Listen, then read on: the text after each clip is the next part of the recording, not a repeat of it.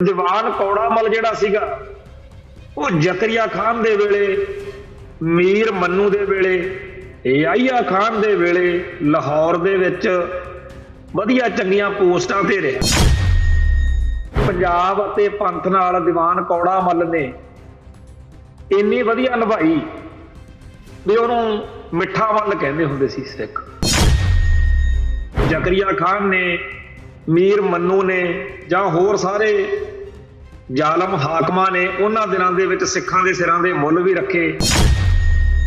ਜਿਹੜਾ ਵੱਡਾ ਘੱਲੂਘਾਰਾ ਛੋਟਾ ਘੱਲੂਘਾਰਾ ਵਾਲਾ ਇਤਿਹਾਸ ਆ, ਜਦੋਂ ਜਸਪਤ ਰਾਏ ਦਾ ਕਤਲ ਹੋਇਆ ਤੇ ਲਖਪਤ ਰਾਏ ਨੇ ਉਹਦੇ ਭਰਾ ਨੇ ਫਿਰ ਪੱਗ ਲਾ ਕੇ ਲਾਹੌਰ ਦਰਬਾਰ 'ਚ ਰੱਖਤੀ ਵੀ ਉਦਣ ਬੰਨੋਗਾ ਜਿੱਦਣ ਸਿੱਖਾਂ ਦਾ ਖਾਤਮਾ ਕਰਨਾ। ਇਹਨਾਂ ਸਾਰੇ ਮੌਕਿਆਂ ਦੇ ਉੱਤੇ ਦੀਵਾਨ ਕੌੜਾ ਮੱਲ ਨੇ ਜਿੰਨਾ ਹੋ ਸਕਿਆ ਉਹਨੇ ਸਿੱਖ ਭਾਈਚਾਰੇ ਦਾ ਸਾਥ ਸਹਿਯੋਗ ਦਿੱਤਾ। ਇਤਿਹਾਸ ਵਿੱਚ ਜ਼ਿਕਰ ਆ ਕਿ ਜਦੋਂ ਅਹਿਮਦ ਸ਼ਾਹ ਅਬਦਾਲੀ ਦੇ ਹਮਲੇ ਦੀ ਕਨਸੋਲ ਮਿਲੀ ਤਾਂ ਦੀਵਾਨ ਕੌੜਾ ਮੱਲ ਹੀ ਸੀ ਜਿਹਨੇ ਲਾਹੌਰ ਦਰਬਾਰ ਦੇ ਵਿੱਚ ਮੀਰ ਮੰਨੂ ਨੂੰ ਕਿਹਾ ਵੀ ਜੇ ਤੈਨੂੰ ਦਿੱਲੀ ਤੋਂ ਕੋਈ ਆਸ ਨਹੀਂ ਕਿ ਤੇਰੀ ਉੱਥੋਂ ਕੋਈ ਹਮਾਇਤ ਹੋ ਜੂ, ਆਪਾਂ ਸਿੱਖਾਂ ਨਾਲ ਗੱਲ ਕਰਕੇ ਦੇਖ ਲੈਂਦੇ ਹਾਂ। ਪੰਜਾਬ ਦੇ ਲਈ ਲੜਨ ਮਰਨ ਵਾਲੇ, ਪੰਜਾਬ ਲਈ ਹਰ ਕੁਰਬਾਨੀ ਕਰਨ ਵਾਲੇ ਪੰਜਾਬ ਦੇ ਅਸਲ ਵਾਰਸੇ ਸਿੱਖ ਨੇ। ਤੇ ਮੈਨੂੰ ਚਾਹੀਦਾ ਕਿ ਜੇ ਮੇਰੇ ਕੋਲੇ ਉਹਦਾ ਸੱਤਾ ਆ, ਮੇਰੀ ਚੱਲਦੀ ਆ, ਤਾਂ ਮੈਂ ਇਹਨਾਂ ਨੂੰ ਕਿਸੇ ਤਰੀਕੇ ਨਾਲ ਮਜ਼ਬੂਤ ਕਰਾਂ, ਮੈਂ ਆਪਦੀ ਤਾਕਤ ਇਹਨਾਂ ਦੇ ਹੱਕ ਲਈ ਵਰਤਾਂ। ਇਹ ਸੀ ਪੰਜਾਬੀ ਹਿੰਦੂ ਦਾ ਕਮਾਲ। ਤੇ ਅੱਜ ਪੰਜਾਬੀ ਹਿੰਦੂ ਕੀ ਆ, ਉਹ ਕਹਿੰਦਾ ਮੈਂ ਦਿੱਲੀ ਨਾਲ, ਨਾਗਪੁਰ ਨਾਲ ਮਿਲ ਕੇ ਪੰਜਾਬ ਦੇ ਅਸਲ ਵਾਰਸਾਂ ਦੀਆਂ ਸਿੱਖਾਂ ਦੀਆਂ ਜੜ੍ਹਾਂ ਕਿਵੇਂ ਬੰਨਾਂ।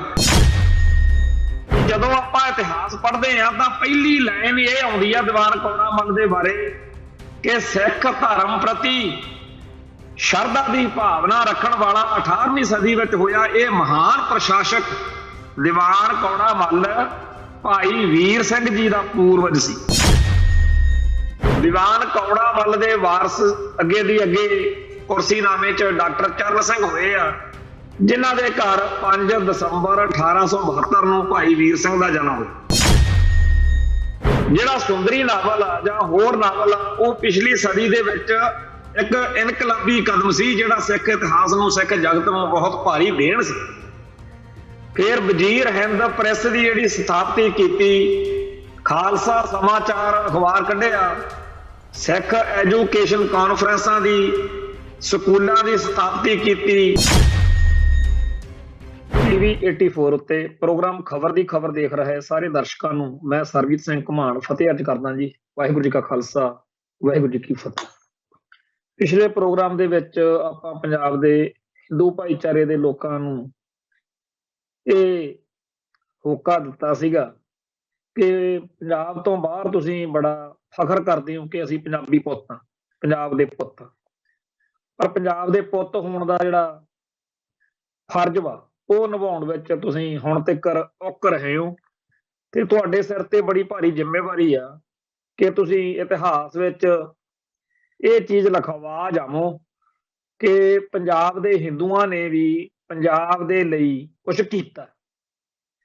ਤੇ ਪ੍ਰੋਗਰਾਮ ਦੇ ਅੰਤ ਵਿੱਚ ਮੈਂ ਦੀਵਾਨ ਕੌੜਾ ਮੱਲ ਦਾ ਜ਼ਿਕਰ ਕੀਤਾ ਸੀਗਾ ਕਿ ਪੰਜਾਬ ਅਤੇ ਪੰਥ ਨਾਲ ਦੀਵਾਨ ਕੌੜਾ ਮੱਲ ਨੇ ਇੰਨੀ ਵਧੀਆ ਨਿਭਾਈ ਵੀ ਉਹਨੂੰ ਮਿੱਠਾ ਮੱਲ ਕਹਿੰਦੇ ਹੁੰਦੇ ਸੀ ਸਿੱਖ।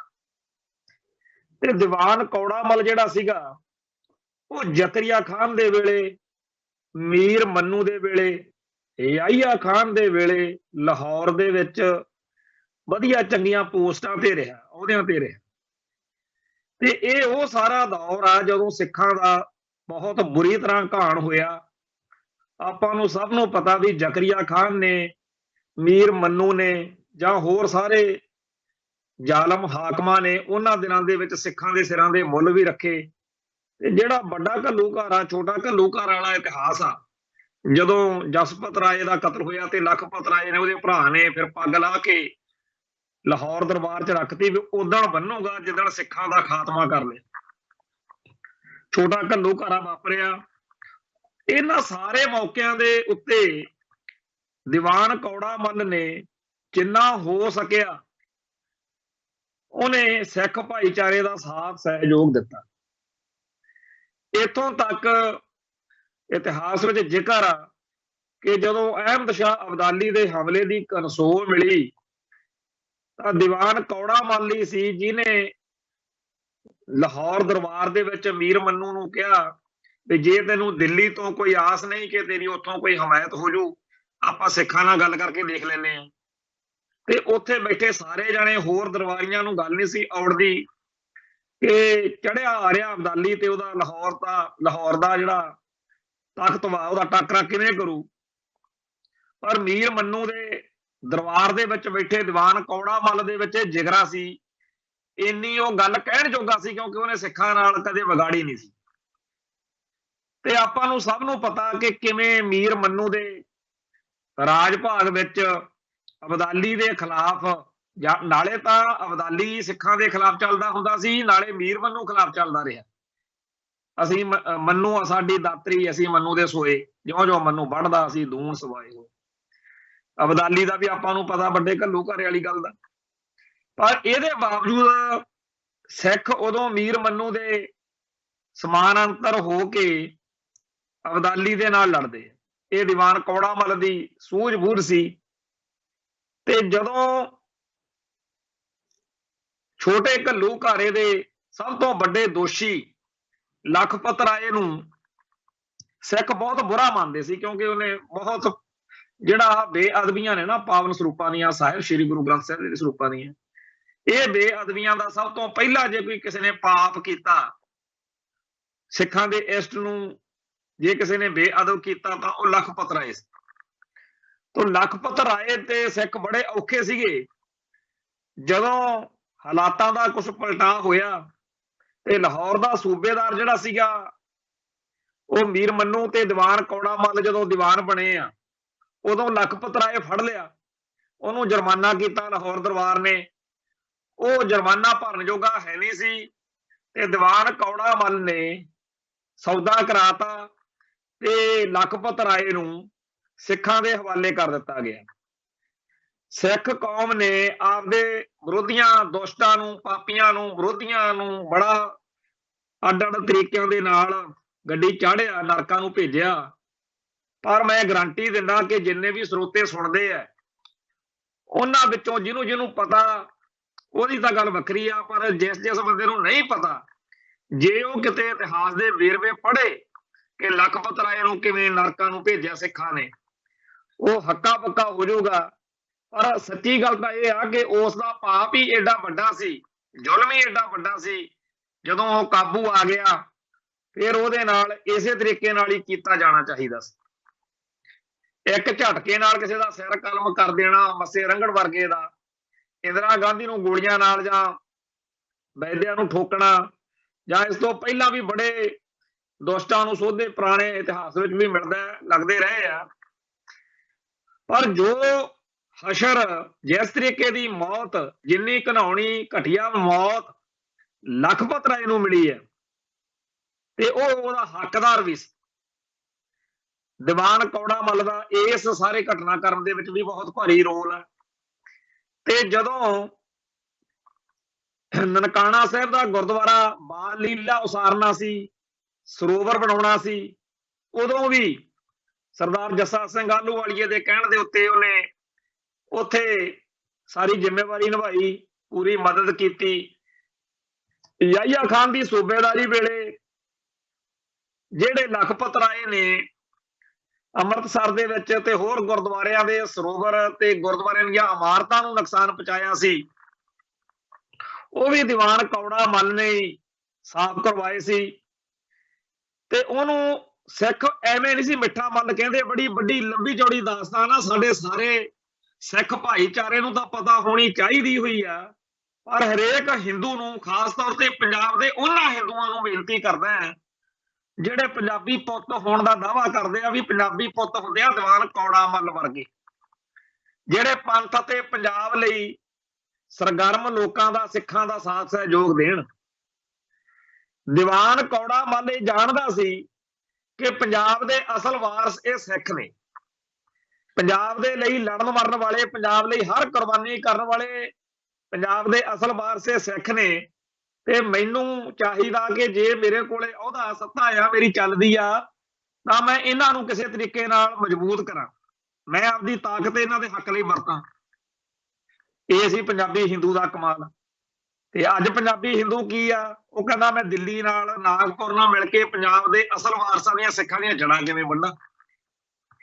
ਅੱਜ ਦੀਵਾਨ ਕੌੜਾ ਮੱਲ ਦਾ ਜ਼ਿਕਰ ਕਰਦਿਆਂ ਹੋਇਆਂ ਮੈਂ ਇਹ ਦੱਸਣਾ ਚਾਹੁੰਦਾ ਵੀ ਜਦੋਂ ਆਪਾਂ ਇਤਿਹਾਸ ਪੜ੍ਹਦੇ ਹਾਂ ਤਾਂ ਪਹਿਲੀ ਲਾਈਨ ਇਹ ਆਉਂਦੀ ਆ ਦੀਵਾਨ ਕੌੜਾ ਮੱਲ ਦੇ ਬਾਰੇ ਕਿ ਸਿੱਖ ਧਰਮ ਪ੍ਰਤੀ ਸ਼ਰਧਾ ਦੀ ਭਾਵਨਾ ਰੱਖਣ ਵਾਲਾ 18ਵੀਂ ਸਦੀ ਵਿੱਚ ਹੋਇਆ ਇਹ ਮਹਾਨ ਪ੍ਰਸ਼ਾਸਕ ਦੀਵਾਨ ਕੌੜਾ ਮੱਲ ਭਾਈ ਵੀਰ ਸਿੰਘ ਜੀ ਦਾ ਪੂਰਵਜ ਸੀ।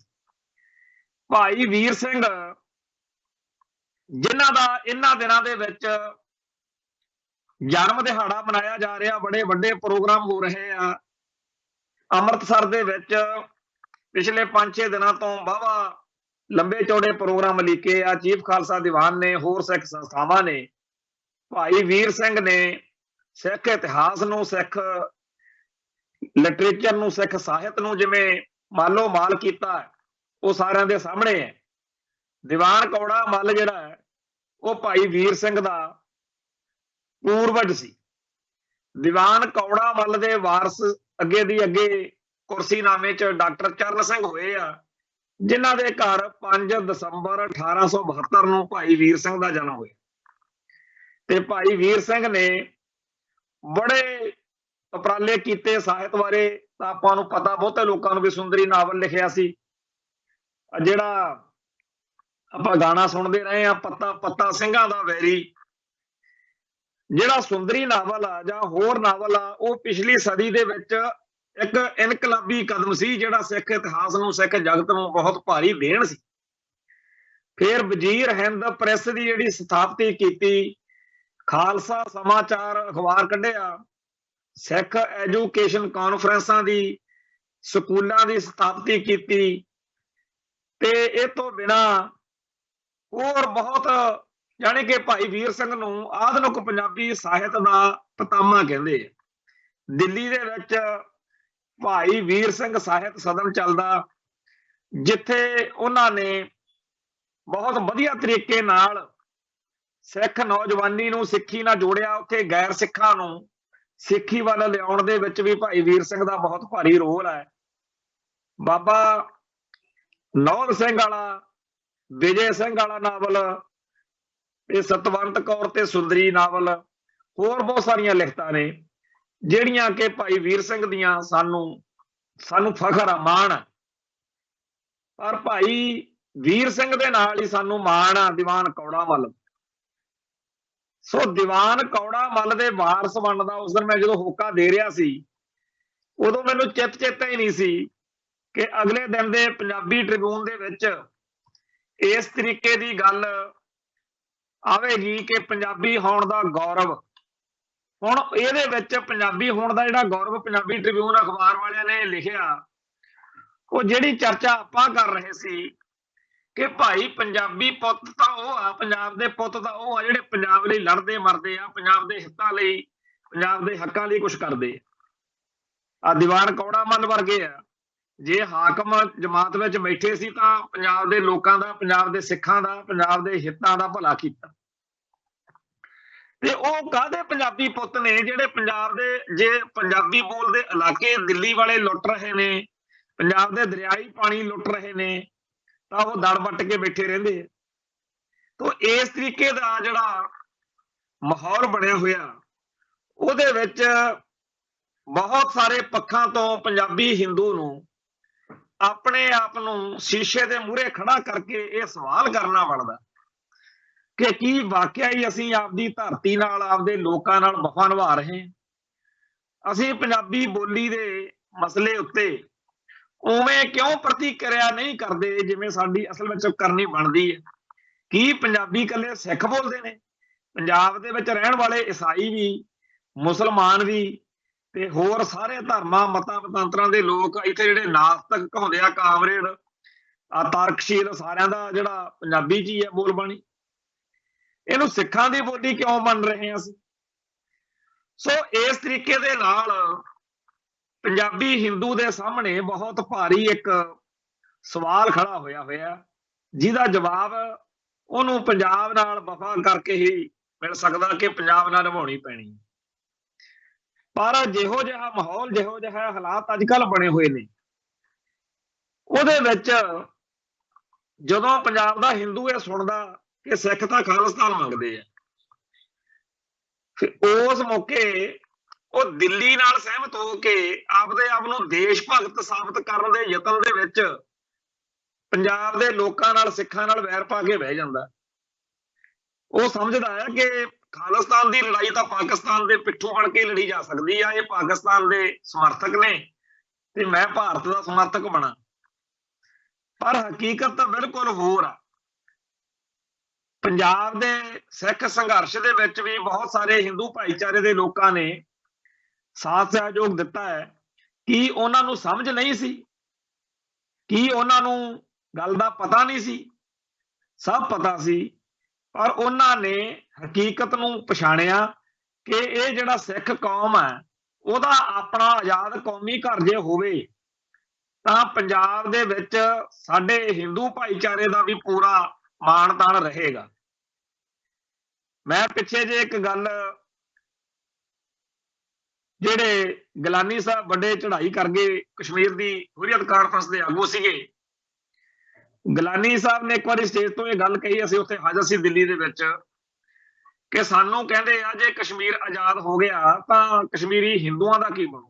ਹਿੰਦੂਆਂ ਦਾ ਕੀ ਹੋਣਾ? ਕਹਿੰਦੇ ਹਿੰਦੂ ਵੀ ਸਾਡੇ ਭਰਾ ਨੇ ਤੇ ਅਸੀਂ ਇਹ ਗਰੰਟੀ ਦਿੰਦੇ ਆ ਕਿ ਜੇਕਰ ਕਸ਼ਮੀਰ ਦੀ ਆਜ਼ਾਦੀ ਤੋਂ ਬਾਅਦ ਕੋਈ ਕਸ਼ਮੀਰੀ ਹਿੰਦੂ ਸ਼ਰਾਬ ਦੀ ਬੋਤਲ ਲੈ ਕੇ ਜਾ ਰਿਹਾ ਹੋਵੇ, ਕਿਉਂਕਿ ਸਾਡੇ ਧਰਮ 'ਚ ਤਾਂ ਇਹ ਹਰਾਮ ਮੰਨੀ ਜਾਂਦੀ ਆ, ਪਰ ਜੇਕਰ ਕਿਸੇ ਦਾ ਧਰਮ ਇਜਾਜ਼ਤ ਦਿੰਦਾ ਸ਼ਰਾਬ ਲੈ ਕੇ ਆ ਰਿਹਾ, ਕਿਸੇ ਮੁਸਲਮਾਨ ਦੇ ਨਾਲ ਟਕਰਾ ਜਾਣ ਤੋਂ ਬਾਅਦ ਉਹ ਸ਼ਰਾਬ ਦੀ ਬੋਤਲ ਟੁੱਟ ਜਾਵੇ ਤਾਂ ਉਸ ਮੁਸਲਮਾਨ ਨੂੰ ਜੁਰਮਾਨਾ ਹੋਊਗਾ, ਤਵਾਨ ਦੇਣਾ ਪਊਗਾ। ਇਹ ਉਹਨਾਂ ਬੋਲੇ। ਉਵੇਂ ਸਿੱਖ ਜਗਤ ਆ ਜਿਹੜਾ, ਉਹਦਾ ਜਾਂ ਖਾਲਿਸਤਾਨੀ ਲਹਿਰ ਦਾ ਇਹ ਬਾਰ-ਬਾਰ ਪੱਖ ਉੱਭਰ ਕੇ ਸਾਹਮਣੇ ਆਇਆ ਕਿ ਪੰਜਾਬੀ ਹਿੰਦੂ ਨਾਲ ਕੋਈ ਵੈਰ ਨਹੀਂ ਹੈ। ਇਹ ਤਾਂ ਇੰਡੀਅਨ ਸਟੇਟ ਆ ਜਿਹੜੀ ਚਾਹੁੰਦੀ ਆ ਕਿ ਆਮ ਹਿੰਦੂ ਦਾ ਆਮ ਸਿੱਖ ਨਾਲ ਕਲੈਸ਼ ਹੋਇਆ ਰਵੇ, ਟਕਰਾਅ ਬਣਿਆ ਰਵੇ, ਤਾਂ ਕਿ ਖਾਲਿਸਤਾਨੀ ਸੰਘਰਸ਼ ਦੀ ਹਮਾਇਤ ਪੰਜਾਬ ਦਾ ਹਿੰਦੂ ਨਾ ਕਰ ਸਕੇ।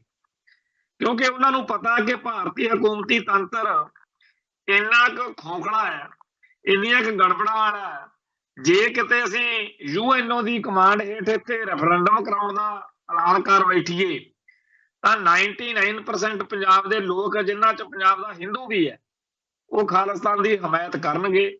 ਉਹ ਲੋਕ ਭਾਰਤੀ ਹਕੂਮਤੀ ਤੰਤਰ ਤੋਂ ਪਿਛਲੇ 1947 ਤੋਂ ਲੈ ਕੇ ਹੁਣ ਤੱਕ ਜੋ ਕੁਝ ਇੱਥੇ ਕੀਤਾ ਗਿਆ ਉਹ ਤੋਂ ਦੁਖੀ ਨੇ। ਸੋ ਪੰਜਾਬ ਦੇ ਹਿੰਦੂ ਨੂੰ ਖਾੜਕੂ ਲਹਿਰ ਦੌਰਾਨ ਖਾਲਿਸਤਾਨੀ ਲਹਿਰ ਦੇ ਬਾਰੇ ਜੋ ਕੁਝ ਜਿਹੋ ਜਿਹਾ ਅਹਿਸਾਸ ਕਰਦਿਆਂ ਹੋਇਆਂ ਦੇਖਿਆ ਸਟੇਟ ਨੇ, ਹੁਣ ਉਹ ਚਾਹੁੰਦੇ ਆ ਕਿ ਪੰਜਾਬ ਦਾ ਹਿੰਦੂ ਅਤੇ ਪੰਜਾਬ ਦੇ ਸਿੱਖ ਵਿੱਚ ਦੂਰੀ ਦਫੇੜ ਹੋਣੀ ਚਾਹੀਦੀ ਆ। ਕਿਉਂਕਿ ਜੇ ਕਿਤੇ ਅਸੀਂ ਰੈਫਰੈਂਡਮ ਕਰਾਉਣ ਦੀ ਗੱਲ ਕਰ ਬੈਠੇ ਤਾਂ ਪੰਜਾਬ ਦਾ ਹਿੰਦੂ ਜਿਹੜਾ ਹੈ ਉਹ ਪੰਜਾਬ ਦੇ ਸਿੱਖਾਂ ਦੀ ਹਮਾਇਤ ਕਰ ਸਕਦਾ, ਸਾਤੋਂ ਉਹ ਦੁਖੀ ਹੈ। ਜਦੋਂ ਕਿਸਾਨ ਸੰਘਰਸ਼ ਚੱਲਿਆ ਉਦੋਂ ਤਾਂ ਹਰਿਆਣੇ ਦੀ ਗੱਲ ਤਾਂ ਛੱਡੋ, UP ਰਾਜਸਥਾਨ ਤੱਕ ਦੇ ਜਿਹੜੇ ਪੰਜਾਬ ਹਿੰਦੂ ਸੀਗੇ ਉਹ ਵੀ ਕਹਿੰਦੇ ਸੀ ਵੀ ਜੇ ਖਾਲਿਸਤਾਨ ਬਣਨਾ ਫਿਰ ਸਿੱਖਾਂ ਦੇ ਕੋਲ ਜੇ ਇੰਨੇ ਵਧੀਆ ਵਿਜ਼ਨਰੀ ਲੋਕ ਨੇ, ਇੰਨੀ ਵੱਡੀ ਦ੍ਰਿੜਤਾ ਆ, ਆਪਦੇ ਲੋਕਾਂ ਦੇ ਹੱਕਾਂ ਲਈ ਏਡੀ ਵੱਡੀ ਜੱਦੋ-ਜਹਿਦ ਕਰਨ ਦੀ ਸਮਰੱਥਾ ਆ, ਫਿਰ ਤਾਂ ਸਾਰੇ ਭਾਰਤ ਨੂੰ ਖਾਲਿਸਤਾਨ ਬਣਾਓ। ਉਹਨਾਂ ਦਿਨਾਂ ਦੇ ਵਿੱਚ ਇੱਕ ਵੀਡੀਓ ਬੜੀ ਉਦੋਂ ਵਾਇਰਲ ਹੋਈ, ਲੋਕਾਂ ਨੇ ਬੜਾ ਉਹਨੂੰ ਪਸੰਦ ਕੀਤਾ, ਜਿਹਦੇ 'ਚ ਇੱਕ ਬੱਚੀ ਰੋ ਕੇ ਕਹਿ ਰਹੀ ਸੀ ਕਿ ਜੇ ਅਸੀਂ ਜਿਹੜਾ ਸਿੱਖ ਆ, ਸਿੱਖੀ ਆ, ਉਹਦਾ ਸਾਨੂੰ ਪਤਾ, ਉਹਦੇ ਹੁੰਦਿਆਂ ਮਨੁੱਖਤਾ ਦਾ ਭਲਾ ਹੋ ਸਕਦਾ, ਪਰ ਜੇਕਰ ਇਹਨਾਂ ਲੋਕਾਂ ਦੇ ਵੱਸ ਪੈ ਰਹੇ ਤਾਂ ਇਹ ਬਹੁਤ ਬੁਰਾ ਕਰਨਗੇ। ਸੋ ਅਸੀਂ ਇਹ ਬੇਨਤੀ ਕਰਦੇ ਹਾਂ ਵੀ ਸਾਰੇ ਭਾਰਤ ਵਿੱਚ ਖਾਲਿਸਤਾਨ ਬਣੇ। ਏਦਾਂ ਦੀਆਂ ਗੱਲਾਂ ਜਿਸ ਮੁਲਕ ਵਿੱਚ ਲੋਕ ਕਰਦੇ ਹੋਣ, ਉਸ ਮੁਲਕ ਦੀਆਂ ਏਜੰਸੀਆਂ ਨੇ ਫਿਰ ਇਹੀ ਚਾਹਣਾ ਕਿ ਪੰਜਾਬ ਦੇ ਵਿੱਚ ਹਿੰਦੂ ਅਤੇ ਸਿੱਖ ਦਾ ਕਲੈਸ਼ ਪਵਾ ਕੇ ਰੱਖੋ। ਇਸ ਦਫੇੜ ਦੇ ਵਿੱਚ ਖਾਲਿਸਤਾਨ ਦੇ ਵਿਰੋਧ ਵਿੱਚ ਪੰਜਾਬੀ ਹਿੰਦੂ ਨੂੰ ਭੁਗਤਾਉਣਾ ਸੌਖਾ ਹੋ ਜੂ। ਸੋ ਆਪਾਂ ਹੁਣ ਇਹ ਦੇਖਣਾ ਕਿ ਦੀਵਾਨ ਕੌੜਾ ਮੱਲ ਆ ਜਿਹੜਾ, ਉਹਦੇ ਵਾਰਸ ਤਾਂ ਬਾਅਦ ਸਿੱਖ ਸੱਜ ਗਏ ਸੀ। ਇਵੇਂ ਹੀ ਪਿਛਲੀ ਸਦੀ ਦੇ ਵਿੱਚ ਬਹੁਤ ਸਾਰੇ ਪਰਿਵਾਰ ਇਸ ਵੇਲੇ ਸਿੱਖੀ ਦੀ ਸ਼ਾਨ ਵਧਾ ਰਹੇ ਨੇ, ਜਿਹੜੇ ਉਹ ਸਿੱਖ ਸਜੇ। ਭਗਤ ਪੂਰਨ ਸਿੰਘ ਦੀ ਗੱਲ ਕਰ ਲਓ, ਮਾਸਟਰ ਤਾਰਾ ਸਿੰਘ ਦੀ ਗੱਲ ਕਰ ਲਓ, ਪ੍ਰੋਫੈਸਰ ਸਾਹਿਬ ਸਿੰਘ ਦੀ ਗੱਲ ਕਰ ਲਓ, ਬਾਹਲੇ ਨਹੀਂ ਤਾਂ 500 ਇਹੋ ਜਿਹੇ ਨਾਮਵਰ ਪਰਿਵਾਰ ਨੇ ਜਿਨ੍ਹਾਂ ਨੇ ਸਿੱਖ ਇਤਿਹਾਸ ਨੂੰ ਮਾਲੋ ਮਾਲ ਵੀ ਕੀਤਾ ਤੇ ਉਹਨਾਂ ਨੇ ਸਿੱਖ ਇਤਿਹਾਸ ਨਾਲ, ਸਿੱਖ ਫਲਸਫੇ ਨਾਲ ਵਫਾ ਵੀ ਨਿਭਾ ਕੇ ਦਿਖਾਈ। ਉਹਨਾਂ ਨੇ ਕਦੇ ਵੀ ਉਹ ਕਰਮਕਾਂਡ ਜਾਂ ਹੋਰ ਚੀਜ਼ਾਂ ਨਹੀਂ ਕੀਤੀਆਂ ਜਿਹੜੀਆਂ ਗਲਤ ਨੇ, ਜਿਹੜੀਆਂ ਸਿੱਖ ਨਜ਼ਰੀਏ ਤੋਂ ਗਲਤ ਨੇ। ਸਿੱਖ ਰਹਿਤ ਮਰਿਆਦਾ ਤੇ ਗੁਰੂ ਦੀ ਮਰਿਆਦਾ ਤੇ ਪੂਰਾ ਚੱਲ ਕੇ ਉਹਨਾਂ ਨੇ ਸਿੱਖੀ ਨਿਭਾ ਕੇ ਦਿਖਾਈ ਆ। ਅੱਜ ਉਹਨਾਂ ਪਰਿਵਾਰਾਂ ਨੂੰ ਫਖਰ ਆ ਕਿ ਅਸੀਂ ਫਲਾਣੇ ਦੇ ਵਾਰਸ ਹਾਂ। ਸੋ ਜਿਹੜਾ ਕੱਲ ਐਤਵਾਰ ਸੀ, ਇੱਕ ਇੱਥੇ ਰੀਏ ਦੇ ਕੋਲ, ਜੰਡਿਆਲਾ ਗੁਰੂ ਦੇ ਕੋਲ ਇੱਕ ਪਿੰਡ ਦੇ ਵਿੱਚ ਸਮਾਗਮ ਸੀ। ਡਾਕਟਰ ਹਰਸ਼ਿੰਦਰ ਕੌਰ ਜਿਹੜੇ ਪਟਿਆਲਾ ਰਜਿੰਦਰਾ ਹਸਪੀਟਲ 'ਚ ਡਾਕਟਰ ਨੇ, ਬੜੀ ਵਧੀਆ ਚੰਗੀ ਪੋਸਟ ਤੇ ਨੇ, ਉਹ ਪ੍ਰੋਫੈਸਰ ਪ੍ਰੀਤਮ ਸਿੰਘ ਉਹਨਾਂ ਦੀ ਬੇਟੀ ਆ, ਪ੍ਰੋਫੈਸਰ ਪ੍ਰੀਤਮ ਸਿੰਘ ਦੀ ਉਹ, ਤੇ ਉਹਨਾਂ ਦੇ ਨਾਨਾ ਜੀ ਡਾਕਟਰ ਸਾਹਿਬ ਸਿੰਘ ਸੀ। ਤੇ ਇੱਥੇ ਅੱਖਾਂ ਦੇ ਮਸ਼ਹੂਰ ਡਾਕਟਰ ਅੰਮ੍ਰਿਤਸਰ ਦੇ ਵਿੱਚ ਡਾਕਟਰ ਦਲਜੀਤ ਸਿੰਘ ਸੀ। ਉੱਥੇ ਬੀਬੀ ਹਰਸ਼ਿੰਦਰ ਕੌਰ ਨੇ ਉਸ ਪ੍ਰੋਗਰਾਮ ਦੇ ਵਿੱਚ ਸ਼ਿਰਕਤ ਕੀਤੀ ਜਿੱਥੇ ਅਸੀਂ ਵੀ ਗਏ। ਉਹਨਾਂ ਨੇ ਆਪਦੇ ਵਿਚਾਰ ਪੇਸ਼ ਕੀਤੇ, ਜਿਹ ਤੋਂ ਉੱਥੇ ਬੈਠੇ ਸਾਰੇ ਸੰਗਤਾਂ ਨੂੰ ਇਹ ਪ੍ਰੇਰਨਾ ਮਿਲੀ ਕਿ ਬੁਰਾਈਆਂ, ਘਾਟਾਂ, ਔਗਣਾਂ, ਕਮਜ਼ੋਰੀਆਂ ਤਾਂ ਸਾਡੇ ਸਮਾਜ ਵਿੱਚ ਇਸ ਵੇਲੇ ਬਹੁਤ ਨੇ, ਪਰ ਇਹਨਾਂ ਨੂੰ ਠੀਕ ਕਰਨ ਲਈ, ਇਹਨਾਂ ਨਾਲ ਲੜਨ ਲਈ ਸਾਨੂੰ ਆਪ ਹੀ ਕੁਝ ਕਰਨਾ ਪਊ। ਉੱਥੇ ਬੜੀ ਲੰਬੀ ਚੌੜੀ ਤਕਰੀਰ ਬੀਬੀ ਹਰਸ਼ਿੰਦਰ ਕੌਰ ਨੇ ਕੀਤੀ। ਬਹੁਤ ਸਾਰੇ ਹਾਜ਼ਰ ਸਰੋਤਿਆਂ ਨੇ ਉੱਥੇ ਸੁਣਿਆ। ਮੈਂ ਉਸ ਮੌਕੇ ਇਹ ਸੋਚ ਰਿਹਾ ਸੀ ਕਿ ਅੱਜ ਸਿੱਖੀ ਦਾ ਦਰਦ ਲੈ ਕੇ ਇਹ ਬੀਬੀ ਹਰਸ਼ਿੰਦਰ ਕੌਰ ਡਾਕਟਰ ਸਾਹਿਬ ਪਟਿਆਲੇ ਤੋਂ ਤੁਰੇ ਆਪਦੇ ਪਰਿਵਾਰ ਦੇ ਨਾਲ, ਸਵੇਰ ਦੇ ਠੰਡ ਦੇ ਵਿੱਚ ਇੱਥੇ ਪਟਿਆਲੇ ਤੋਂ ਰਈਏ ਕੋਲ ਪਹੁੰਚੇ ਆ। ਇੱਥੇ ਕਿਵੇਂ ਸੰਗਤਾਂ ਉਡੀਕ ਰਹੀਆਂ ਸਵੇਰ ਦੀਆਂ ਕਿ ਬੀਬੀ ਨੇ ਬੋਲਣਾ ਹੈ। ਹੁਣ ਇਹ ਬੀਬੀ ਸਿੱਖੀ ਦਾ ਦਰਦ, ਪੰਥ ਦੀ ਜਿਹੜੀ ਵਿਗੜੀ ਆ ਉਹਨੂੰ ਸਵਾਰਨ ਦੇ ਲਈ ਕੌਮ ਦੇ ਜਜ਼ਬਾਤਾਂ ਦੀ ਤਰਜਮਾਨੀ ਕਰ ਰਹੀ ਹੈ। ਤੇ ਜੇਕਰ ਪਿੱਛੇ ਨੂੰ ਦੇਖਿਆ ਜਾਵੇ ਤਾਂ ਇਸ ਬੀਬੀ ਦਾ ਨਾਨਾ ਪ੍ਰੋਫੈਸਰ ਸਾਹਿਬ ਸਿੰਘ, ਉਹ ਦੀਵਾਨ ਕੌੜਾ ਮੱਲ ਵਾਂਗੂ ਹੀ ਉਹਨੇ ਸਿੱਖੀ ਨੂੰ ਪਿਆਰ ਕੀਤਾ। ਤੇ ਅੱਜ ਉਹਨਾਂ ਦਾ ਪਰਿਵਾਰ ਜਿਹੜਾ ਹੈ, ਪ੍ਰੋਫੈਸਰ ਸਾਹਿਬ ਸਿੰਘ ਨੇ ਸਾਹਿਬ ਸ੍ਰੀ ਗੁਰੂ ਗ੍ਰੰਥ ਸਾਹਿਬ ਜੀ ਦਾ ਸਟੀਕ ਵੀ ਰਚਿਆ, ਹੋਰ ਵੀ ਬਹੁਤ ਕੁਛ ਕੀਤਾ। ਇਵੇਂ ਹੀ ਹੋਰ ਜਿਹੜੇ ਬਹੁਤ ਸਾਰੇ ਆਲੇ ਦੁਆਲੇ ਇਹੋ ਜਿਹੇ ਪਰਿਵਾਰ, ਇਹੋ ਜਿਹੀਆਂ ਸ਼ਖਸੀਅਤਾਂ ਜਿਨ੍ਹਾਂ ਦੇ ਵੱਡੇ ਵਡੇਰਿਆਂ ਨੇ ਹਿੰਦੂਇਜ਼ਮ ਨੂੰ ਤਿਆਗ ਕੇ ਸਿੱਖੀ ਨੂੰ ਅਪਣਾਇਆ।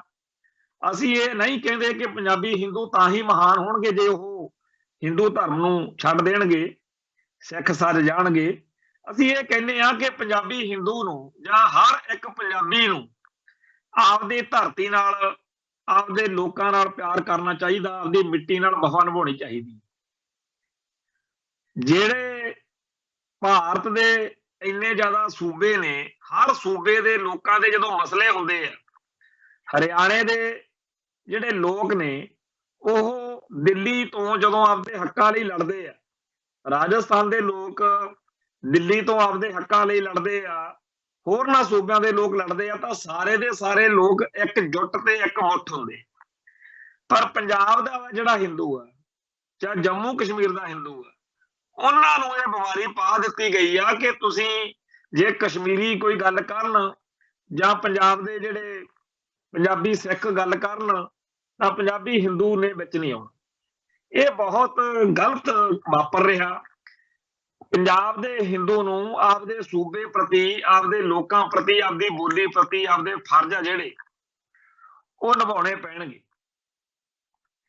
ਉਹਨਾਂ ਦੇ ਨਿਭਾਉਣ ਤੋਂ ਬਾਅਦ ਹੀ ਉਹ ਪੰਜਾਬੀ ਪੁੱਤ ਹੋਣ ਦਾ ਦਾਅਵਾ ਕਰ ਸਕਦੇ ਹੋਣਗੇ, ਨਹੀਂ ਉਹ ਨਲਾਇਕ ਪੁੱਤ ਮੰਨੇ ਜਾਣਗੇ। ਤੋਂ ਜਿਹੜਾ ਇਹ ਵਿਸ਼ਾ ਇਹ ਬੜਾ ਜ਼ਰੂਰੀ ਆ ਔਰ ਇਹਦੇ ਉੱਤੇ ਸਾਨੂੰ ਥਾਂ ਥਾਂ ਤੇ ਵਾਰ-ਵਾਰ ਚਿੰਤਾ ਤੇ ਚਰਚਾ ਕਰਨੀ ਪਊਗੀ। ਇਹ ਤੋਂ ਅੱਗੇ ਜਿਹੜਾ ਦੂਜਾ ਵਿਸ਼ਾ ਉਹ ਇਹ ਹੈ ਬਈ ਕਸ਼ਮੀਰ ਤੋਂ ਕੋਈ ਟਰੱਕ ਵਾਲਾ ਚੱਲਿਆ ਜਿਹੜਾ ਪੰਜਾਬ 'ਚ ਐਕਸੀਡੈਂਟ ਹੋ ਗਿਆ ਤੇ ਉੱਥੇ ਬੜੀ ਮਾੜੀ ਗੱਲ ਵਾਪਰੀ ਕਿ ਲੋਕ ਜਿਹੜੇ ਆ ਉਸ ਐਕਸੀਡੈਂਟ ਹੋਏ ਟਰੱਕ ਦੇ ਵਿੱਚੋਂ ਸਿਉਆਂ ਦੀਆਂ ਪੇਟੀਆਂ ਚੱਕ ਚੱਕ ਕੇ ਲੈ ਗਏ। ਜੇ ਤਾਂ ਇਹ ਗੱਲ ਸਧਾਰਨ ਰਹਿ ਜਾਂਦੀ ਤਾਂ ਹੋਰ ਸੀ, ਪਰ ਉਦੋਂ ਸਾਰਿਆਂ ਦਾ ਕਾਲਜਾ ਪਾਟ ਗਿਆ ਜਦੋਂ ਉਸ ਡਰਾਈਵਰ ਨੇ ਕਿਹਾ ਵੀ ਇਹ ਕਿਹੜਾ ਬਿਹਾਰ ਆ, ਇਹ ਤਾਂ ਪੰਜਾਬ ਆ ਗਿਆ।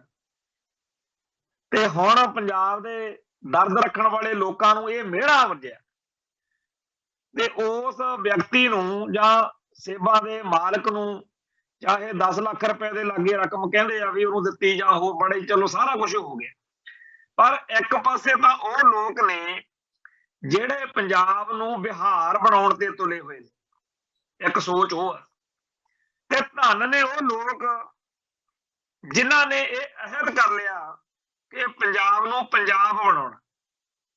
ਪੰਜਾਬ ਦੇ ਵਿੱਚ ਲੁੱਟਾਂ ਖੋਹਾਂ, ਅਪਰਾਧ, ਰੇਪ ਤੇ ਹੋਰ ਬਹੁਤ ਕੁਝ ਮਾੜਾ ਵਾਪਰ ਰਿਹਾ। ਇਹ ਸਾਰੇ ਦਾ ਸਾਰਾ ਕੁਝ ਅੱਜ ਤਾਂ ਚਲੋ ਫੇਰ ਇਹ ਕਿਹਾ ਜਾ ਰਿਹਾ ਕਿ ਅਪਰਾਧ ਨੇ, ਪਾਪੀ ਲੋਕ ਪਾਪ ਕਰ ਰਹੇ ਨੇ, ਅਪਰਾਧੀ ਨੇ, ਕ੍ਰਾਈਮ ਹੋ ਰਿਹਾ। ਜੇ ਕਿਤੇ ਕੋਈ ਇੱਥੇ ਲਹਿਰ ਚੱਲ ਰਹੀ ਹੁੰਦੀ, ਹੁਣੇ ਹੁਣੇ ਖਾੜਕੂ ਲਹਿਰ, ਇਸ ਤੋਂ ਪਹਿਲਾਂ ਨਕਸਲਾਈਟ ਲਹਿਰ, ਤੇ ਨਹੀਂ ਤਾਂ ਸਮੇਂ ਦੇ ਹਾਕਮਾਂ ਦਾ ਕੰਮ ਸੌਖਾ ਹੋ ਜਾਂਦਾ। ਫਿਰ ਉਹ ਕਹਿ ਦਿੰਦੇ ਆ ਵੀ ਇਹ ਸਾਰੀਆਂ ਵਾਰਦਾਤਾਂ ਵੀ ਇਸ ਲਹਿਰ ਨਾਲ ਜੁੜੇ ਲੋਕਾਂ ਨੇ ਕੀਤੀਆਂ। ਮੈਨੂੰ ਯਾਦ ਹੈ ਨਕਸਲਾਈਟ ਲਹਿਰ ਮੌਕੇ ਨਕਸਲਾਈਟਾਂ ਨੂੰ ਲੋਕ ਮੀਡੀਆ ਦੇ ਜਾਂ ਹਕੂਮਤ ਦੇ ਕੂੜ ਪ੍ਰਚਾਰ ਵਿੱਚ ਫਸ ਕੇ ਆਮ ਅਪਰਾਧੀਆਂ ਵਾਂਗੂ ਹੀ ਮੰਨਦੇ ਸੀ ਵੀ ਇਹ ਵੀ ਮੱਝਾਂ ਕੱਟੇ ਖੋਲਣ ਵਾਲੇ ਹੋਣਗੇ। ਇਹੋ ਜਿਹੀ ਗੱਲ ਰਾਜਵਿੰਦਰ ਸਿੰਘ ਰਾਹੀ ਨੇ, ਜਿਹੜੀ ਉਹਨੇ ਕਿਤਾਬ ਲਿਖੀ ਹੈ ਜਸਵੰਤ ਸਿੰਘ ਕੰਵਲ ਬਾਰੇ, ਉਹਦੇ 'ਚ ਵੀ ਦਰਜ ਕੀਤੀ ਹੈ ਕਿ ਕਿਵੇਂ ਆਮ ਲੋਕਾਂ ਨੂੰ ਇਹ ਸਮਝ ਹੀ ਨਹੀਂ ਸੀ ਕਿ ਜਿਹੜੇ ਨੌਜਵਾਨ ਸਾਡੇ ਹੱਕਾਂ ਲਈ, ਸਾਡੇ ਹਿੱਤਾਂ ਲਈ ਸਿਰਾਂ ਤੇ ਖੱਫਣ ਬੰਨ੍ਹ ਕੇ ਹਕੂਮਤ ਨਾਲ ਲੜ ਰਹੇ ਨੇ, ਉਹ ਉਹਨਾਂ ਨੂੰ ਕੱਟੇ ਬੱਚੇ ਸਮਝਣ ਵਾਲੇ ਚੋਰ ਲਟੇਰੇ ਹੀ ਸਮਝਦੇ ਸੀ। ਆਪਾਂ ਨੂੰ ਸਭ ਨੂੰ ਇਹ ਵੀ ਪਤਾ, ਅੰਤਰਰਾਸ਼ਟਰੀ ਪੱਧਰ ਤੇ ਜਿਸ ਚੀਗਵੇਰੇ ਦੀ ਚਰਚਾ ਹੋਈ ਆ, ਉਹਦੇ ਫੜੇ ਜਾਣ ਤੋਂ ਬਾਅਦ ਵੀ ਉਸ ਇਲਾਕੇ ਦੇ ਕਿਸਾਨ ਜਿਹੜੇ ਸੀ ਉਹ ਕਹਿੰਦੇ ਸੀ ਵੀ ਜਦੋਂ ਦੇ ਇਸ ਇਲਾਕੇ 'ਚ ਠਾਹ ਠੂਹ ਵਾਲੇ ਆਏ ਨੇ ਨਾ, ਸਾਡਾ ਤਾਂ ਕੰਮ ਮੱਝਾਂ ਗਾਵਾਂ ਦਾ ਬੜਾ ਖਰਾਬ ਹੋ ਗਿਆ। ਸੋ ਉਹਨਾਂ ਨੂੰ ਸਮਝ ਹੀ ਨਹੀਂ ਸੀ ਕਿ ਇਹ ਜਿਹੜੇ ਇਨਕਲਾਬੀ ਚੀਗਵੇਰਾ ਤੇ ਉਹਦੇ ਸਾਥੀ ਨੇ, ਇਹ ਤਾਂ ਉਹਨਾਂ ਦੀ ਮੁਕਤੀ ਲਈ ਇੱਥੇ ਆਏ ਨੇ। ਇਵੇਂ ਹੀ ਪੰਜਾਬ ਦੇ ਵਿੱਚ ਵੀ ਖਾੜਕੂ ਲਹਿਰ ਦੌਰਾਨ ਜਿਹੜੇ ਆਮ ਅਪਰਾਧ ਹੋਏ ਉਸ ਸਮੇਂ ਦੌਰਾਨ, ਉਹਨਾਂ ਨੂੰ ਇਸ ਲਹਿਰ ਦੇ ਖਾਤੇ 'ਚ ਪਾ ਦਿੱਤਾ ਗਿਆ। ਬੜੇ ਕਤਲ ਨੇ, ਬੜੀਆਂ ਵਾਰਦਾਤਾਂ ਨੇ, ਜਿਨ੍ਹਾਂ ਬਾਰੇ ਅੱਜ ਲੋਕਾਂ ਨੂੰ ਬਾਅਦ 'ਚ ਪਤਾ ਹੈ ਕਿ ਉਹ ਖਾੜਕੂਆਂ ਨੇ ਨਹੀਂ, ਉਹ ਆਮ ਕਤਲ ਸੀ। ਤੇ ਇਹਨਾਂ ਦਿਨਾਂ ਦੇ ਵਿੱਚ ਉਹ ਸਾਰੇ ਕਤਲ, ਕਿਉਂਕਿ ਇਸ ਵੇਲੇ ਕੋਈ ਉਹੋ ਜਿਹੀ ਵੱਡੀ ਹਕੂਮਤ ਲਹਿਰ ਜਿਹੜੀ ਹਕੂਮਤ ਖਿਲਾਫ ਨਹੀਂ ਚੱਲ ਰਹੀ, ਉਹ ਸਾਫ਼ ਨਿੱਤਰ ਕੇ ਸਾਹਮਣੇ ਆ ਰਹੇ ਨੇ ਕਿ ਭਾਰਤ ਵਿੱਚ ਕਿਵੇਂ ਜੁਰਮ ਹੋ ਰਿਹਾ। ਜਿਹੜਾ ਉਹ ਜੁਰਮ ਹੈ ਉਹਦੇ ਵਿੱਚ ਇੱਥੇ ਜਿਹੜੇ ਫਰਕ ਪਏ ਨੇ ਖਾੜਕੂ ਲਹਿਰ ਤੋਂ ਬਾਅਦ ਵਿੱਚ, ਬਹੁਤ ਵੱਡੇ ਪੱਧਰ ਦੇ ਉੱਤੇ ਗੈਰ ਪੰਜਾਬੀ ਲੋਕਾਂ ਦੀ ਆਮਦ ਹੋਈ ਹੈ ਤੇ ਉਹਦੇ ਕਰਕੇ ਪੰਜਾਬ ਦਾ ਜਿਹੜਾ ਸਾਰਾ ਸਿੱਖ ਸੁਭਾਅ ਸੀ ਉਹਦੇ ਉੱਤੇ ਵੀ ਫਰਕ ਪਿਆ। ਆਪਾਂ ਨੂੰ ਸਭ ਨੂੰ ਪਤਾ ਹੈ ਕਿ ਪੰਜਾਬ ਦੇ ਕੁਝ ਗੁਣ ਨੇ, ਪੰਜਾਬ ਦੇ ਸੁਭਾਅ ਦੇ, ਪੰਜਾਬ ਦੇ ਸੱਭਿਆਚਾਰ ਦੇ ਕੁਝ ਖਾਸ ਗੁਣ ਨੇ, ਜਿਨ੍ਹਾਂ ਦੇ ਕਰਕੇ ਦੁਨੀਆ ਭਰ ਦੇ ਲੋਕ ਇੱਜ਼ਤ ਕਰਦੇ ਆ, ਸਤਿਕਾਰ ਕਰਦੇ। ਸੂਰਮਗਤੀ, ਜਾਂਬਾਜ਼ੀ, ਅਣਖ ਦਾ ਹੋਣਾ ਤਾਂ ਇੱਕ ਗੱਲ ਹੈ ਹੀ, ਪਰ ਵਫਾਦਾਰੀ ਤੇ ਜਿਹੜੀਆਂ ਕਾਜੀ ਸੀ ਨੂਰ ਮੁਹੰਮਦ ਗੁੰਜਾਬੇ ਵਾਲਾ, ਜਿਹੜਾ ਅਹਿਮਦ ਸ਼ਾਹ ਅਬਦਾਲੀ ਨਾਲ ਆਇਆ ਸੀ, ਉਹਨੇ ਵੀ ਲਿਖਤਾ ਸੀ ਵੀ ਚੋਰੀ ਜਾਰੀ ਦੀ ਪ੍ਰਥਾ ਇਹਨਾਂ 'ਚ ਹੈ ਨਹੀਂ, ਇਹ ਚੋਰ ਚੋਰੀਆਂ ਝਾਲੀਆਂ ਨਹੀਂ ਕਰਦੇ। ਸੋ ਉਸ ਨਸਲ ਦਾ, ਉਸ ਕੌਮ ਦਾ, ਜਿਹਦਾ ਸਿੱਖ ਇਤਿਹਾਸ, ਜਿਹਦਾ ਦੁਨੀਆ ਭਰ ਦੇ ਇਤਿਹਾਸ ਵਿੱਚ ਖਾਸ ਤੌਰ ਤੇ ਚੰਗੇ ਗੁਣਾਂ ਕਰਕੇ ਜ਼ਿਕਰ ਹੁੰਦਾ ਰਿਹਾ ਹੋਵੇ, ਉਹਨੂੰ ਇਹ ਮਿਹਣਾ ਵੱਜਿਆ। ਤੇ ਅੱਜ ਸਾਰੇ ਇਹੀ ਚਰਚਾ ਹੋ ਰਹੀ ਆ ਕਿ ਭਾਈ ਤੁਸੀਂ, ਉਹ ਗੱਲ ਤਾਂ ਬੜੀ ਘੁਮਾਈ ਸੀ ਵੀ ਸੇਬਾਂ ਦੀਆਂ ਪੇਟੀਆਂ ਲੈ ਗਏ ਪੰਜਾਬ ਦੇ ਲੋਕ, ਭਾਵੇਂ ਉਹ ਪੰਜਾਬੀ ਸੀ ਜਾਂ ਗੈਰ ਪੰਜਾਬੀ ਸੀ, ਪਰ ਸਾਡੀ ਧਰਤੀ ਉੱਤੇ ਗੱਲ ਵਾਪਰੀ ਇਸ ਕਰਕੇ ਜਦੋਂ ਉਹਨੇ ਕਹਿ ਦਿੱਤਾ ਡਰਾਈਵਰ ਨੇ ਕਿ ਇਹ ਤਾਂ ਬਿਹਾਰ ਵਾਲਾ ਹਾਲ ਹੋ ਗਿਆ। ਤੇ ਅੱਜ ਹੁਣ ਇਹ ਵੀ ਗੱਲ ਦੁਨੀਆ 'ਚ ਭਾਈ ਜਾਣੀ ਚਾਹੀਦੀ ਆ ਕਿ ਇਹ ਬਿਹਾਰ ਨਹੀਂ, ਇਹ ਪੰਜਾਬ ਆ। ਹੁਣ ਇੱਥੋਂ ਇਹ ਗੱਲ ਨਿਕਲਦੀ ਆ ਕਿ ਦਿੱਲੀ ਦਰਬਾਰ ਇਹੀ ਚਾਹੁੰਦਾ ਕਿ ਪੰਜਾਬ ਨੂੰ ਬਿਹਾਰ ਵਰਗਾ ਬਣਾ ਦਿੱਤਾ ਜਾਵੇ। ਬਿਹਾਰ, ਬੰਗਾਲ, ਯੂਪੀ ਵਗੈਰਾ ਦੇ ਵਿੱਚ ਪਿਛਲੇ ਸਮਿਆਂ ਦੇ ਵਿੱਚ ਲੋਕਾਂ ਦੇ ਵਿੱਚ ਇਹੀ ਹੁੰਦਾ ਸੀ ਕਿ ਉੱਥੇ ਕੋਈ ਕਾਨੂੰਨ ਦੀ, ਅਮਨ ਦੀ, ਸ਼ਾਂਤੀ ਦੀ ਕੋਈ ਗੱਲ ਨਹੀਂ ਹੈ, ਜਿਹਦੀ ਡਾਂਗ ਆ ਉਹਦੀ ਮੱਝ। ਤੇ ਇਸ ਚੀਜ਼ ਨੂੰ ਮੁੱਖ ਰੱਖ ਕੇ ਲੋਕ ਬਹੁਤ ਸਾਰੇ ਤਰ੍ਹਾਂ ਦੀਆਂ ਗੱਲਾਂ ਪਿਛਲੇ ਦੌਰ ਵਿੱਚ ਕਰਦੇ ਕਰਾਉਂਦੇ ਰਹੇ ਆ।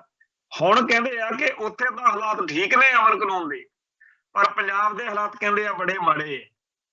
ਭਾਵੇਂ ਕਿ ਬਹੁਤ ਸਾਰੇ ਸੱਜਣ ਇਸ ਗੱਲ ਦਾ ਇਤਰਾਜ਼ ਕਰਦੇ ਆ, ਵਿਰੋਧ ਕਰਦੇ ਆ, ਉਹ ਡਾਟਾ ਕੱਢ ਕੇ ਦਿੰਦੇ ਆ ਕਿ ਪੰਜਾਬ ਦੇ ਵਿੱਚ ਅਜੇ ਵੀ ਬਾਕੀ ਸੂਬਿਆਂ ਦੀ ਨਿਸਬਤ ਜੁਰਮ ਘੱਟ ਹੈ, ਪਰ ਨਹੀਂ ਹੋਣਾ ਚਾਹੀਦਾ।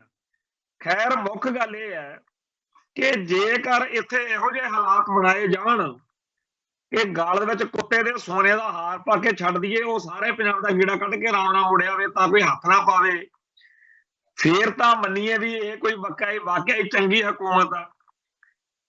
ਇਹ ਗੱਲਾਂ ਮਹਾਰਾਜਾ ਰਣਜੀਤ ਸਿੰਘ ਦੇ ਤੇ ਸਿੱਖ ਰਿਆਸਤਾਂ ਦੇ ਰਾਜ ਵਿੱਚ ਲੋਕ ਦੱਸਦੇ ਆ। ਇਹ ਉਦੋਂ ਇੰਨੀ ਜ਼ਿਆਦਾ ਲੋਕਾਂ ਦੇ ਵਿੱਚ ਸਬਰ ਸੰਤੋਖ ਸੀ, ਇੰਨੀ ਚੰਗੀ ਗੱਲ ਸੀ ਕਿ ਚੋਰੀ ਯਾਰੀ ਦੀ ਕੋਈ ਗੱਲ ਨਹੀਂ ਹੁੰਦੀ ਸੀ। ਤੇ ਅੱਜ ਜਿਸ ਤਰੀਕੇ ਦਾ ਪੰਜਾਬ ਬਣਾ ਦਿੱਤਾ ਗਿਆ ਜਾਂ ਬਣਾਇਆ ਜਾ ਰਿਹਾ, ਇਹ ਗੱਲ ਵਾਕਿਆ ਹੀ ਆ ਕਿ ਇਹਨੂੰ ਬਿਹਾਰ ਵਰਗਾ ਬਣਾਉਣ ਦੇ ਯਤਨ ਹੋ ਰਹੇ। ਬਿਹਾਰ ਵਾਲੀ ਬੋਲੀ, ਬਿਹਾਰ ਵਾਲੀ ਸ਼ੈਲੀ, ਬਿਹਾਰ ਵਾਲਾ ਸਟਾਈਲ ਤਾਂ ਪਹਿਲਾਂ ਹੀ ਆ ਚੁੱਕਿਆ। ਕੱਲ ਵੀ ਅਸੀਂ ਇਹ ਚਰਚਾ ਕੀਤੀ, ਇਦੋਂ ਪਹਿਲਾਂ ਵੀ ਪੰਜਾਬ ਦੇ ਵਿੱਚ ਗੈਰ ਪੰਜਾਬੀ ਲੋਕਾਂ ਦੇ ਬਾਰੇ ਚਰਚਾ ਛਿੜੀ ਕਿ ਲੁਧਿਆਣਾ ਜਿਹੜਾ ਹੈ, ਉੱਥੇ ਹੁਣ ਥਾਂ ਥਾਂ ਦੇ ਉੱਤੇ MLA MP ਬਣਨ ਦੀ ਵੀ ਜਿਹੜੀ ਗੱਲ ਆ, ਉਹ ਗੈਰ ਪੰਜਾਬੀ ਬਣਿਆ ਕਰਨਗੇ। ਕੱਲਾ ਲੁਧਿਆਣਾ ਨਹੀਂ, ਲੁਧਿਆਣਾ ਤਾਂ ਦਿਖਦਾ, ਪਰ ਬਠਿੰਡਾ, ਜਲੰਧਰ, ਅੰਮ੍ਰਿਤਸਰ, ਰੋਪੜ, ਚੰਡੀਗੜ੍ਹ, ਮੋਹਾਲੀ, ਇਹ ਸਾਰੇ ਸ਼ਹਿਰ ਆ ਜਿਹੜੇ ਇੱਥੇ ਪੰਜਾਬੀ ਲੋਕਾਂ ਦੀ ਆਬਾਦੀ ਘਟ ਰਹੀ ਆ। ਪੰਜਾਬੀ ਲੋਕਾਂ ਦਾ ਦਬਦਬਾ, ਪਕੜ, ਪਹੁੰਚ ਸਭ ਕੁਝ ਘਟ ਰਿਹਾ। ਪੰਜਾਬੀ ਬੋਲੀ ਦਾ ਵੀ ਨਾਲ ਦੀ ਨਾਲ ਹੀ ਘਾਟਾ ਹੋ ਰਿਹਾ ਤੇ ਪੰਜਾਬੀ ਦੇ ਉਲਟ ਹਿੰਦੀ ਬੋਲੀ ਬੋਲਣ ਵਾਲਿਆਂ ਦੀ ਗਿਣਤੀ ਵੀ ਵੱਧ ਰਹੀ ਆ ਤੇ ਉਹਨਾਂ ਦਾ ਪ੍ਰਭਾਵ ਵੀ ਵੱਧ ਰਿਹਾ। ਹੁਣ ਜਿਹੜੇ ਲੋਕਾਂ ਦੀ ਇਹ ਕਰਤੂਤਾਂ ਦੀ ਹਮਾਇਤ ਆ, ਇਹਨਾਂ ਕਰਤੂਤਾਂ ਦੀ ਸਹਿਮਤੀ ਹੈ, ਜਿਨ੍ਹਾਂ ਨੂੰ, ਉਹਨਾਂ ਨੂੰ ਨਹੀਂ ਪਤਾ ਕਿ ਪੰਜਾਬ ਦੇ ਲੋਕ ਜਦੋਂ ਇਸ ਗਲਤ ਚੀਜ਼ ਦੇ ਖਿਲਾਫ ਉੱਠਣਗੇ ਤਾਂ ਕਿੰਨਾ ਮਾਹੌਲ ਖਰਾਬ ਹੋਊ। ਅੱਜ ਤਾਂ ਚੌੜੇ ਹੋ ਕੇ ਕਹਿ ਰਹੇ ਆ ਕਿ ਜੀ ਇਹਨਾਂ ਲੋਕਾਂ ਨੇ ਵੀ ਇਹ ਤਾਂ ਆਉਣਾ ਹੀ ਆ, ਇਹਨੇ ਲੋਕ ਵੀ ਇਸੇ ਧਰਤੀ ਤੇ ਨੇ। ਇਹ ਤਾਂ ਜੀ ਫਿਰ ਮਲਕ ਭਾਗੋ ਵਾਲੀ ਗੱਲ ਹੋ ਗਈ, ਜਿਹੜਾ ਤੁਸੀਂ ਕਹਿੰਦੇ ਹੋ ਕਿ ਪੰਜਾਬ ਦੇ ਹਿੱਤਾਂ ਦੀ ਗੱਲ। ਬਹੁਤ ਸਾਰੇ ਲੋਕ ਏਦਾਂ ਦੀਆਂ ਗੱਲਾਂ ਕਰਦੇ, ਪਰ ਜਦੋਂ ਕਿਸੇ ਦੇ ਘਰ ਦੇ ਵਿੱਚ ਉਹਦੀ ਸਮਰੱਥਾ ਤੋਂ, ਉਹਦੀ ਪਹੁੰਚ ਤੋਂ ਵੱਧ ਲੋਕ ਆ ਜਾਣ, ਜਦੋਂ ਉੱਥੇ ਬੈਠ ਕੇ ਉਹ ਹਾਲਾਤ ਵੀ ਇਹੋ ਜਿਹੇ ਬਣਾਉਣ, ਖਾਸ ਤੌਰ ਤੇ ਧੀ ਭੈਣ ਦੀ ਇੱਜ਼ਤ ਦਾ ਮਸਲਾ ਬਣ ਜਾਵੇ, ਤੇ ਉਸ ਤੋਂ ਵੀ ਵੱਡੀ ਗੱਲ ਇਹ ਕਿ ਜਿਹੜਾ ਕਾਨੂੰਨ ਆ ਉਹਦਾ ਕੋਈ ਡੰਡਾ ਨਾ ਹੋਵੇ। ਸਾਡੇ ਪੰਜਾਬ ਤੋਂ ਬੜੀ ਵੱਡੀ ਗਿਣਤੀ ਵਿੱਚ ਬਾਹਰਲੇ ਮੁਲਕਾਂ 'ਚ ਲੋਕ ਜਾਂਦੇ ਆ, ਪਰ ਜੇਕਰ ਉੱਥੇ ਕੋਈ ਉਹ ਜੁਰਮ ਕਰ ਬੈਠਣ ਤਾਂ ਉੱਥੋਂ ਦੇ ਕਾਨੂੰਨ ਅਨੁਸਾਰ ਸਕਿੰਟਾਂ 'ਚ ਬੰਦਾ ਫੜ ਕੇ ਉੱਤੇ ਕਾਰਵਾਈ ਹੋ ਜੂ।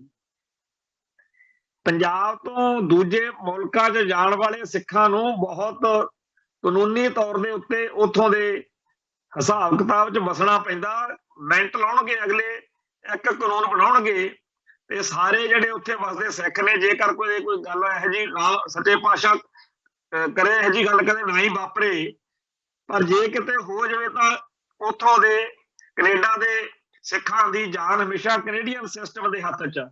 ਅਮਰੀਕਨ ਜਿਹੜੇ ਸਿੱਖ ਨੇ ਉਹਨਾਂ ਦੀ ਜਾਨ ਹਮੇਸ਼ਾ ਅਮਰੀਕਨ ਸਿਸਟਮ ਦੇ ਹੱਥ 'ਚ। ਪਰ ਪੰਜਾਬ ਦੇ ਵਿੱਚ ਇੱਥੇ ਜਿਹੜੇ ਦੂਜੇ ਮੁਲਕਾਂ, ਦੂਜੇ ਸੂਬਿਆਂ ਦੇ ਲੋਕ ਆ ਕੇ ਪੰਜਾਬ ਦੇ ਹਾਲਾਤ ਖਰਾਬ ਕਰ ਰਹੇ ਨੇ, ਇਹਨਾਂ ਦਾ ਕੁਝ ਵੀ ਸਾਡੇ ਕੋਲ ਨਹੀਂ ਹੈ। ਇੱਥੋਂ ਦੀਆਂ ਸਰਕਾਰਾਂ ਜਿਹੜੀਆਂ ਨੇ ਉਹ ਗੈਰ ਪੰਜਾਬੀ ਲੋਕਾਂ ਨੂੰ ਇੱਥੇ ਲਿਆ ਕੇ ਵਸਾ ਰਹੀਆਂ। ਜਿੰਨੀਆਂ ਨੌਕਰੀਆਂ ਮਿਲ ਰਹੀਆਂ ਨੇ ਉਹ ਗੈਰ ਪੰਜਾਬੀਆਂ ਨੂੰ ਮਿਲ ਰਹੀਆਂ ਨੇ। ਜਿੰਨੀਆਂ ਭਰਤੀਆਂ ਹੁੰਦੀਆਂ ਨੇ ਜਾਂ ਚੌਥਾ ਦਰਜਾ ਮੁਲਾਜ਼ਮ ਜਿੱਥੇ ਮਰਜ਼ੀ ਦੇਖ ਲਓ ਪੰਜਾਬ 'ਚ ਹਰ ਦਫ਼ਤਰ ਦੇ ਵਿੱਚ ਪੰਜਾਬ ਦੇ ਹੈ ਹੀ ਨਹੀਂ, ਪੰਜਾਬੀ ਬੋਲਣ ਵਾਲੇ ਲੋਕ ਰੱਖੇ ਨਹੀਂ ਜਾ ਰਹੇ। ਜਦੋਂ ਪੰਜਾਬ ਦੇ ਪੁੱਤਾਂ ਨੂੰ ਕੰਮ ਨਹੀਂ ਦੇਣਾ, ਪੰਜਾਬ ਦੇ ਲੋਕਾਂ ਤੋਂ ਰੁਜ਼ਗਾਰ ਖੋਹ ਲੈਣਾ, ਜਦੋਂ ਪੰਜਾਬ ਦੇ ਲੋਕਾਂ ਨੂੰ, ਪੰਜਾਬੀ ਬੋਲਣ ਵਾਲਿਆਂ ਨੂੰ ਹਰ ਥਾਂ ਦੇ ਉੱਤੇ ਤਿਰਸਕਾਰਨਾ ਹੈ, ਤੇ ਫਿਰ ਇਸ ਮਾਹੌਲ ਦੇ ਵਿੱਚ ਕੋਈ ਨਾ ਕੋਈ ਉਧੋਲ ਖੜਾ ਹੋਊਗਾ ਹੀ ਹੋਊਗਾ।